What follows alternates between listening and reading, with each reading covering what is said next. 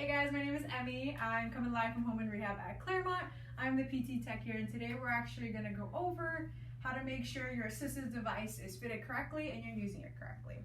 So a lot of times, assistive devices include things like crutches, canes, and walkers.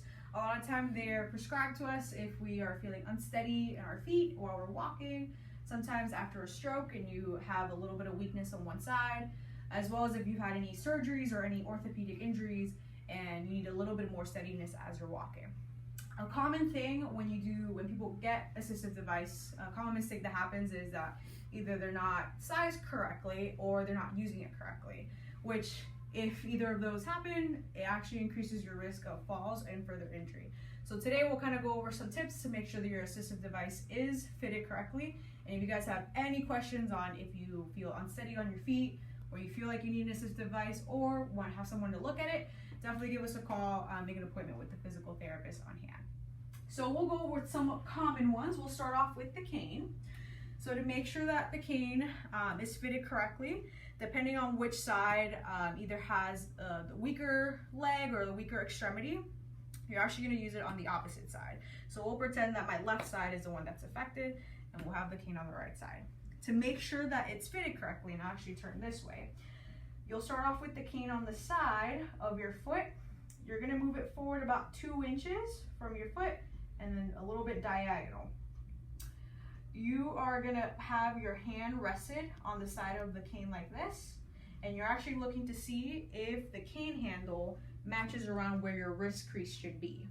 A lot of common mistakes people make is either too tall or much too short so that they're leaning on it, or they're not getting enough support if it's too tall. And as you're walking with a cane, you usually try to coordinate it with the opposite extremity or the opposite leg so that there's an extra support or base as you're walking. So if I go this way, that's how it should look. And then typically as you're learning how to use a cane, it'll feel awkward to coordinate it, but as you get more comfortable, it should kind of flow a little bit better. This is called quad cane, another common one people use. This one provides a little bit more support than the regular cane. It has 4 points, so it adds a little bit more stability.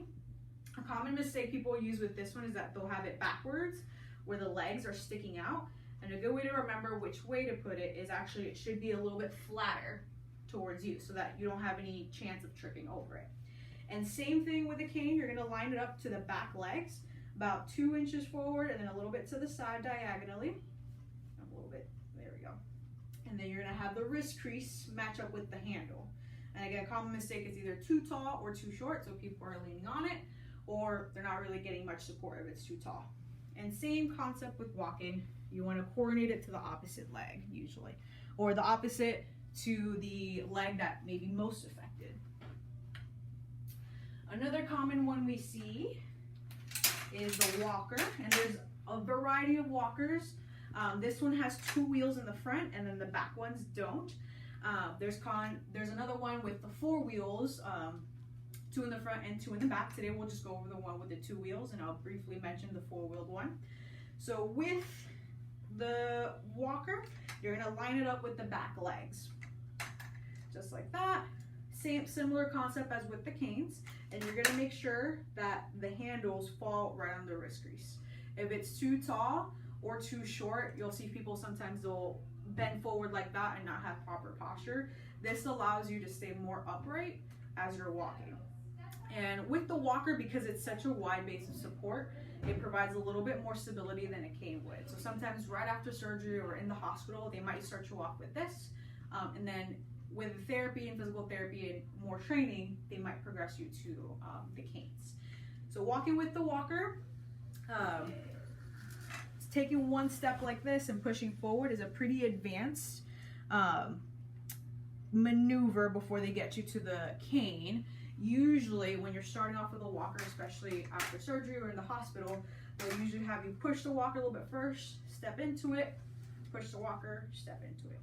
Common mistakes with the walker is that people walk too close where they're touching the front bar. You want to make sure you're kind of in the middle of the back bars for the most part, but you shouldn't be too close. And another common mistake is that people are too far. If you find yourself that you're back here, common mistake is as people are walking, it could slip, and that's where falls happen. And similar concept with the four-wheeled walkers. Four-wheeled walkers are definitely an advanced version of the walkers. They let you be a little bit more speedy. Most of them come with brakes so that you can control when you go up and down a ramp so you don't feel like it's rolling away from you. But a common mistake is with sizing as well. A lot of people walk like this with the four-wheeled walker, and that actually increases your risk of falls because it's so far away. You want to make sure that it still stays pretty close to you to provide you some support. So these are some common tips. Again, if you have any questions on your device, or if you feel unsteady in your feet where you feel like you may need a device, give us a call. Make an appointment with our physical therapist. They'll be able to help you out.